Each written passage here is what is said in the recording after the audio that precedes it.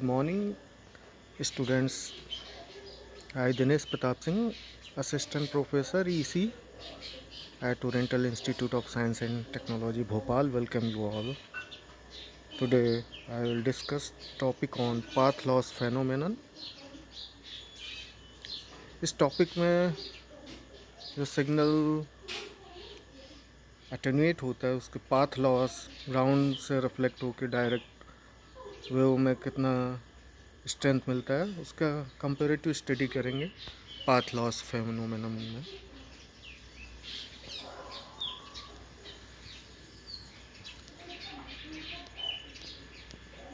Path loss phenomenon, the plotted curves shown in the previous figure have 1 millimile intercepts and different slopes.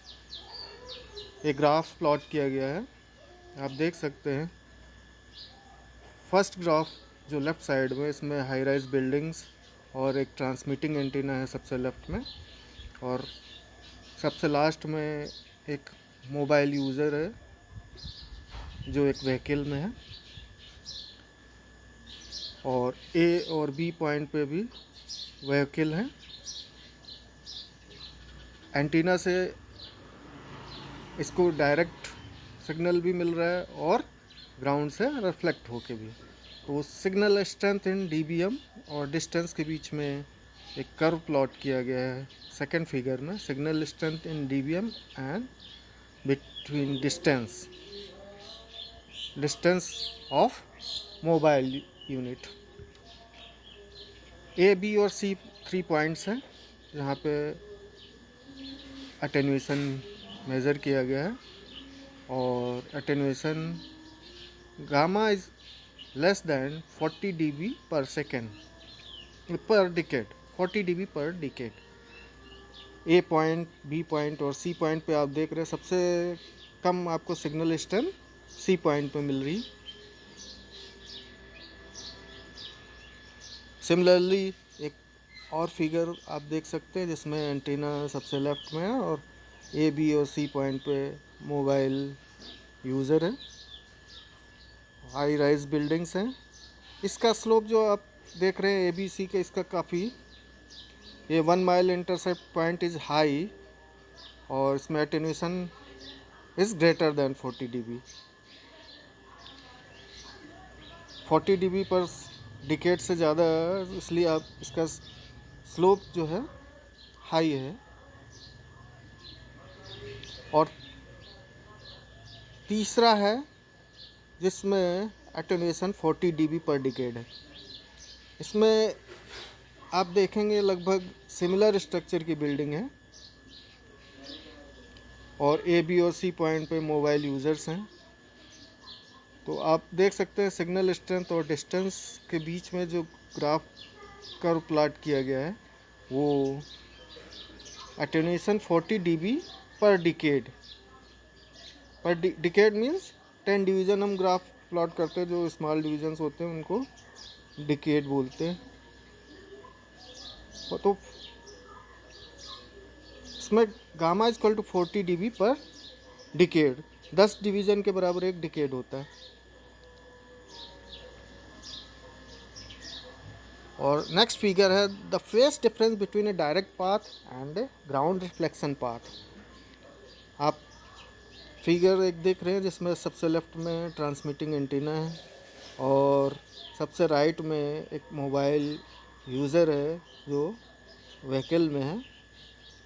Vehicle की height h2 है, transmitting antenna की height है h1।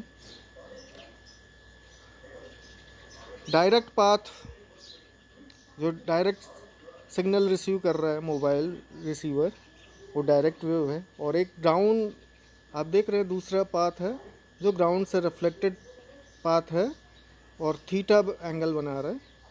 Ground से theta angle बना के फिर वापस रिफ्लेक्ट होके मोबाइल यूज़र को मिल रहा है। तो इस फेनोमेनन में अगर मोबाइल यूज़र हाइट h2 पे है तो सिंपल मॉडल है face difference between direct path and ground reflected path. जो डायरेक्ट पाथ है वो मोबाइल यूज़र से 5 डिग्री बना रहा है एंगल, और जो एलिवेशन एंगल है वो फाई है, और जो रिफ्लेक्टेड पाथ है, ग्राउंड रिफ्लेक्टेड पाथ, वो थीटा एंगल बना रहा है. Based on A direct path and ground reflected path, where a direct path is a line of sight path with its received power. Line of site में received power का हमें formula मालूम है, P loss, जो आपको line of site पे जो power मिलेगी, मोबाइल यूज़र तक पावर पहुंचेगी, that is equals to transmitted power into 1/4πd/लैम्डा का whole square. And a ground reflected path with its reflection coefficient and phase change after reflection, the sum of two wave paths can be expressed as P at receiver is equal to P at transmitter.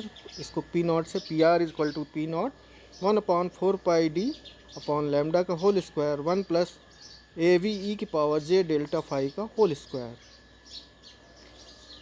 जो power होती है वो amplitude का whole square होता है. जैसे हमें amplitude और फेस दोनों हैं, तो जो फार्मूला इसमें मिलेगा, A V the reflection coefficient, phi the phase difference between a direct path and reflected path, P O is equal to the transmitted power and P R is equal to received power at ground reflected path. जो ground reflected path से power receive हो रही है वो P R है, और जो line of sight power है पी एल ओ एस.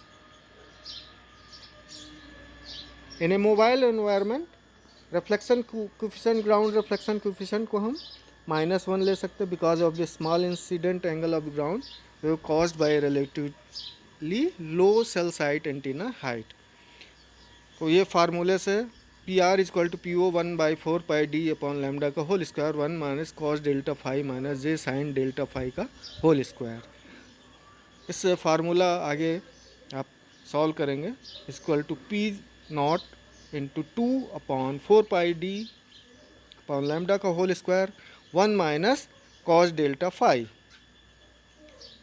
जो स्क्वायर को सॉल्व करेंगे 2ab उससे 2 आ जाएगा, equal to P naught 4/πd का whole square sine square delta phi by 2. 1 minus cos delta phi का सिंप्लीफाई करेंगे ट्रिग्नोमेट्रिकल, तो ये sine square delta phi by 2 आ जाएगा, वह delta phi is equal to phase difference and delta D is the difference d1 minus d2. d1 is equal to, previous figure से आप देख सकते हैं, d1 is equal to square root of h1 plus h2 का whole square plus d square. ये जो distance d1 and d2, ये d distance direct distance है, और d1 ये जो डायरेक्ट पाथ है इससे, और ये रिफ्लेक्टेड पाथ मिला के d2 डिस्टेंस है.